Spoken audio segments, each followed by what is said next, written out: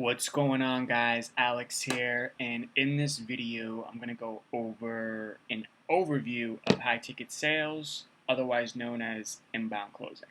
Okay, so that's the first piece. Just want to share that those are the same thing. Some people might confuse inbound closing with something else. All it really is being a sales professional at the end of the day in the online space. All right, so let's go over this overview. What you're doing ultimately is selling high priced items, be it a product or it can be a service. You'll see that the real opportunity is in the service based industry. All right. Now, why has this come about? So, the big problem is with formal education, colleges, universities.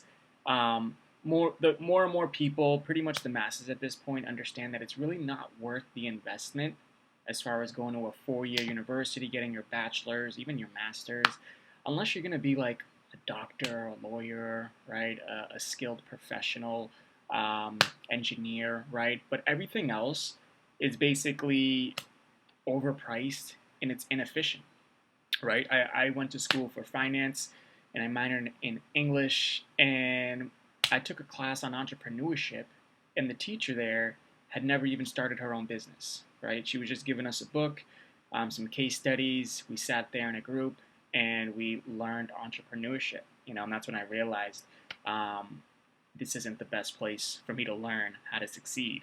That's why I got into finance. I wanted to basically, be successful from a young age.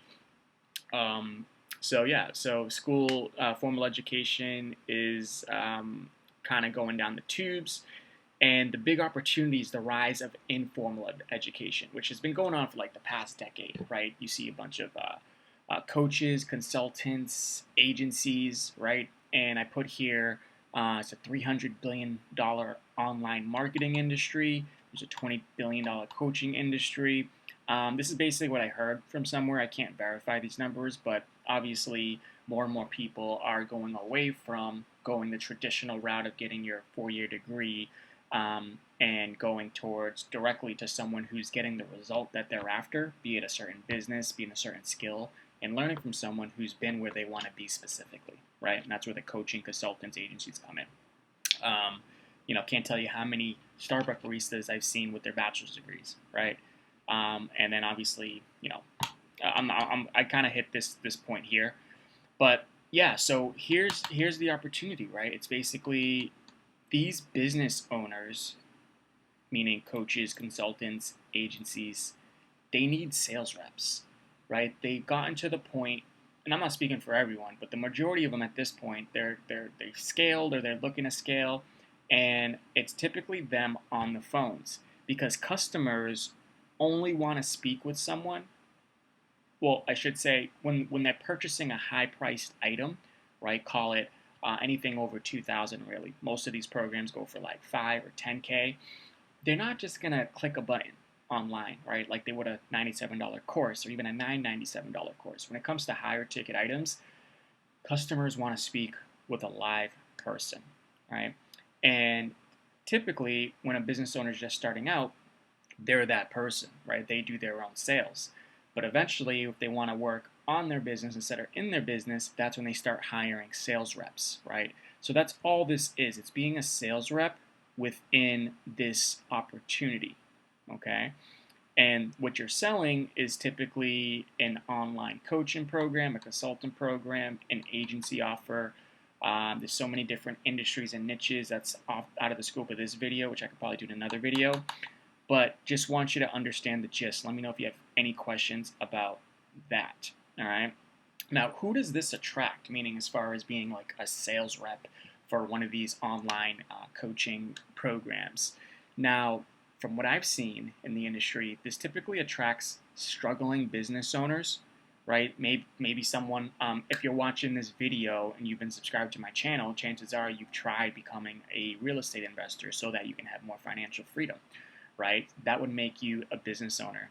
And if you haven't succeeded or achieved your financial freedom or replaced whatever you're doing now with that, then you would fall into the category of a struggling business owner. This was me, right? This has been me. Pretty much my entire life has been trying to become a successful business person. also attracts low ticket or struggling salespeople. This is also me, right? I have a background in real estate, basically been renting apartments, managing some units. I never got into the real estate space to be a successful real estate agent. Just wasn't my jam. I got into it to learn skills that can help me in the investing world within real estate.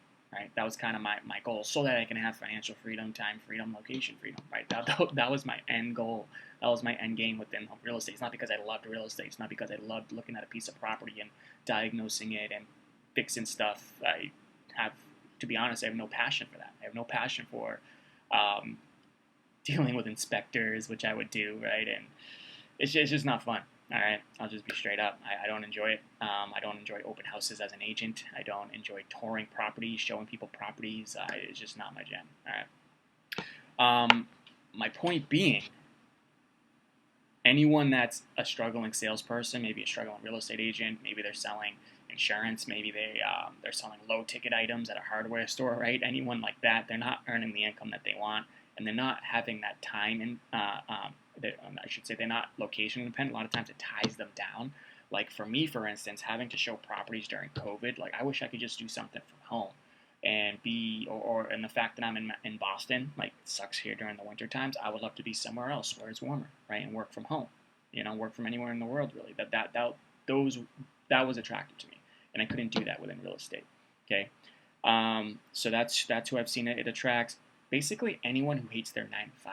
Right? If you're doing working for the man, if you're have to be at a certain time at a certain location, and you don't get freedom over your schedule, you're missing your kids' ball games, you're not able to go to your friends' weddings, just ties you down, right? Ties you down. People who hate their 9 to 5 then don't enjoy what they do, and really anyone at all who's looking for a new opportunity.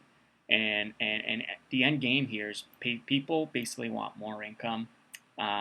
They want more control over their schedule, right? And they want location independence. Basically work from home or work from anywhere so that they can spend more times with their family, friends, those that they love, have more time to do the things that they want to do, reading, personal development, working out, fitness, whatever it is for you, right? This is what it can provide you, and this is who it attracts at the end of the day. So, that being said, assuming you fall into one of these categories, which you probably do, then the two positions you can have as a remote sales rep are the following. All right. So you'll either fall into the category of an advisor or closer, and these are the same thing, by the way. This is just terminology that I've come across in the industry. Or you'll be a specialist setter, right? So this is kind of like entry-level position. This is the next step after that, right? And a setter basically sets appointments for the closer to make the sale, okay? And a setter potentially can earn, from what I've seen in this industry, and what I've seen from my company that I've been with for roughly 3 months now, is 5 to 10K, okay? Now, I've seen 20 specialists on my team. We're a pretty decent sized company, probably do about 12 mil annually. And I've seen people come and go as setters and as closers. And I've seen people earn anywhere between 0 to 10K, right? I've seen 3 different people on my team that were earning 10K per month just setting appointments, which shocked me, right? Because all you need to do is set appointments, which is relatively easy.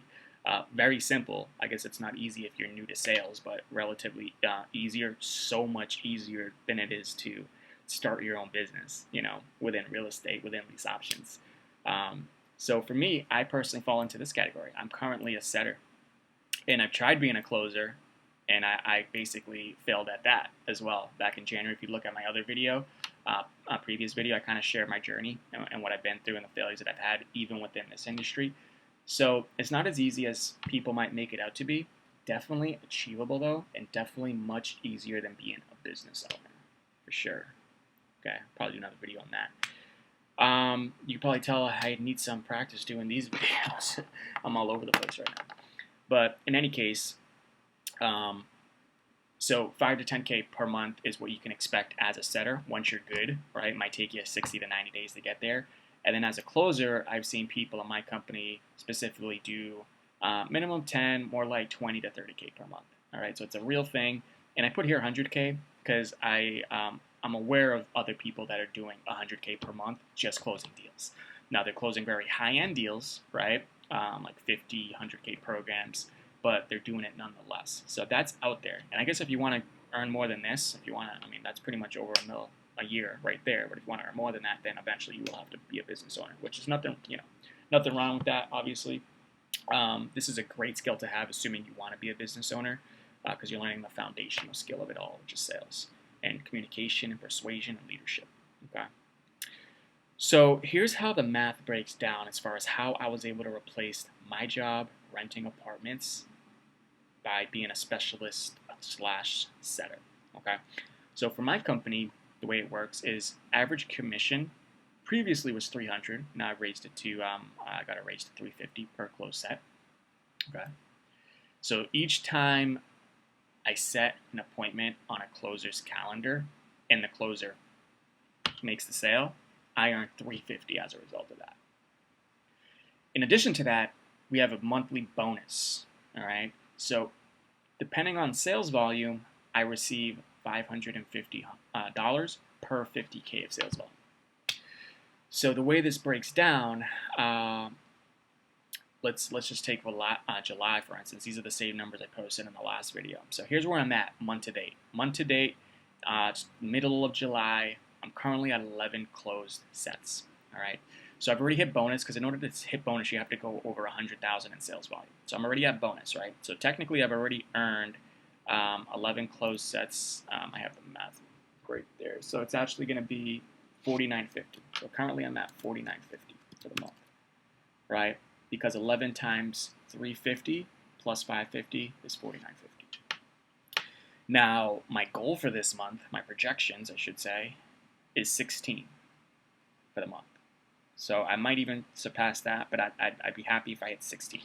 And by hitting 16, if we do the math, 16 times 350, and at 16, my sales volume is going to be over 150. So my bonus is going to be 1100.